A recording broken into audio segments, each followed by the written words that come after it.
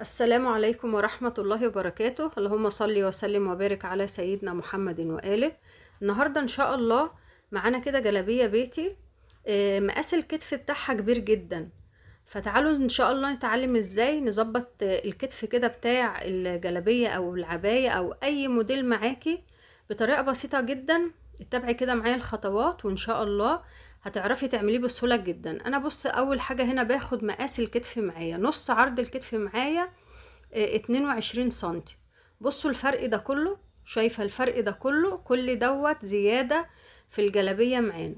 طب هنعمل ايه مع بعض؟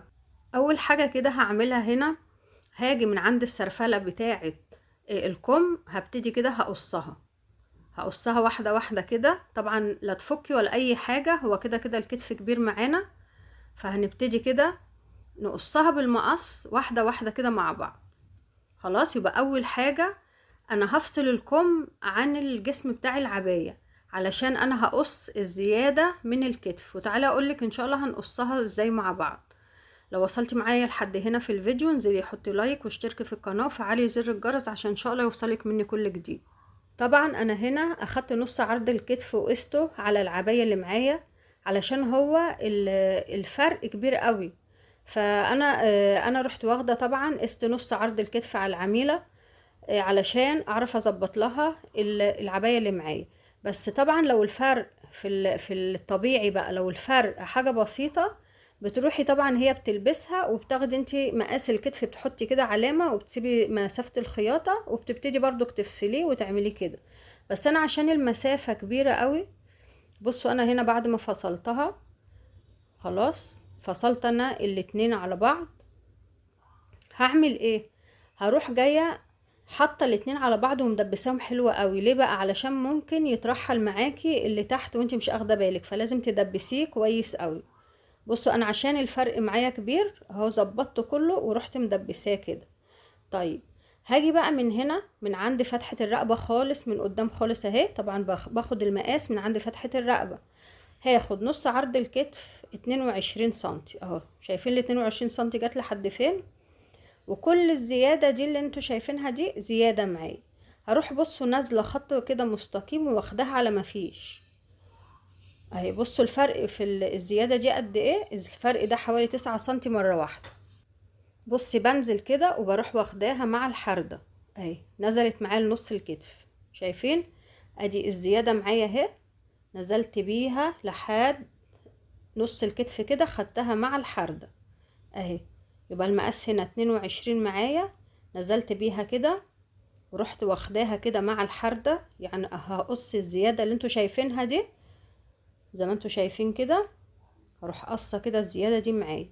الفرق اللي انتوا شايفينه ده طالع حوالي 9 سنتي. يعني كل ده، يعني الجلابية كانت عليها او العباية كانت نازلة عليها كأنها نص كم بالظبط. فكانت طبعا الحردة مضايقاها، فهي مش اولا مش مظبوطة ومش مريحاها في اللبس اهي. يبقى انا كده رحت واخداها لنص الحردة ورحت ماشية مع الحردة عادي خالص اهي. ادي الحتة اللي انا شلتها كبيرة كبيرة جدا. بعد كده بقى هعمل ايه؟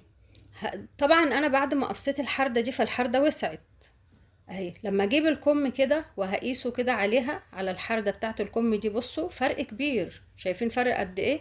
طب هعمل ايه؟ بصوا هاخد كده من ميل الكتف، هنزل كده حوالي 2 سنتي كده من ميل الكتف كده. بصوا هاخده كده على ما فيش. يبقى انت بتاخدي من عند الحردة بتاعة فتحة الرقبة على ما فيش وبنزل على الاتنين سنتي. يبقى انا كده بصغر من فوق. لو عندك طبعا وسع في منطقة الصدر بنروح برضك مضايقين عند منطقة الصدر.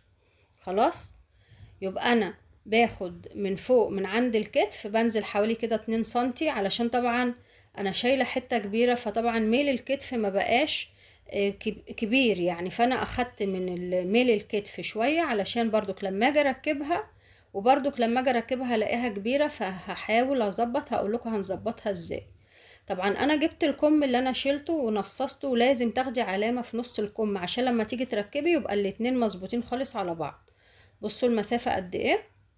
المسافة كده مش مظبوطة. طبعا الكم طالع صغير علشان انا لما خدت من الحردة فالحردة وسعت بقت كبيرة، وكل دي مسافة. شايفين؟ كل دي مسافة. طب هنعمل ايه؟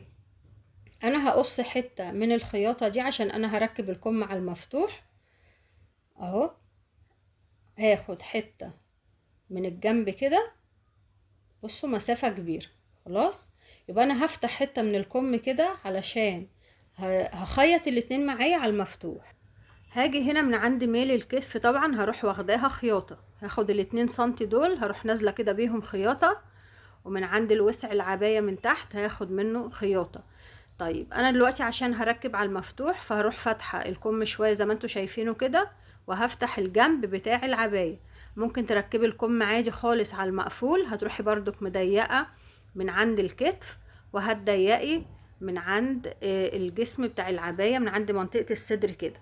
خلاص، ده في حالة ان يكون معاكي وسع في منطقة الصدر، انما لو معاكيش وسع والعباية مظبوطة بالظبط فمش هينفع تضيقي منها.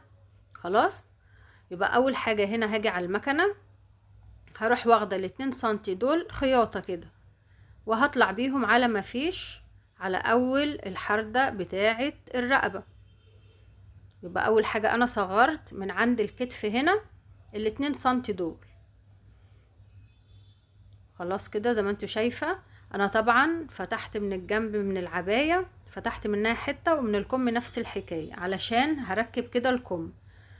هاجي كده هركب الكم، هجيب وش العباية في وش الكم، يعني وشه في وش كده، طبعا انا واخدة العلامة، وهبتدي من النص، هبتدي هركبها من النص، وهروح مخيطاها كده لحد ما ياخد الكم معايا. يبقى انا كده هبتدي من اول النص كده، خدت علامة وعلامة نص الخياطة بعد ما خدت ملت الكتف معايا خيطتها الزيادة، وهمشي كده لحد ما ياخد الكم معايا. طبعا انا عندي طالما الكتف كده كبير، اكيد هيكون طبعا في برضك زيادة كده في محيط الصدر، فطبعا انا لو شلت الزيادة دي مش هيأثر معاها في العباية في حاجة. خلاص اهي هاجي من الجنب التاني واروح مكملة خياطة. خلاص بعد كده ما خيطت الجنب التاني بروح واخدة خياطة الكم، بصوا، وبنزل بقى ادي الزيادة دي كده، بنزل كده على ما فيش على بقية الخياطة. يبقى ادي الزيادة طلعتها معايا كلها في الجنب. بصوا بعد ما ركبت الكم شكله عامل ازاي اهو، ولا اكن كان في زيادة او اي حاجة خالص، زي ما انتوا شايفينه كده. بصي اتظبط وبقى شكله جميل، وخيطت الجنب عادي خالص اهي. ادي الكتف، بص الكتف صغر خالص، وادي الخياطة بتاعت الكم، والكم مظبوط. ده كان الفيديو معانا النهاردة، لو عجبك الفيديو متنسيش الاشتراك واللايك والسلام.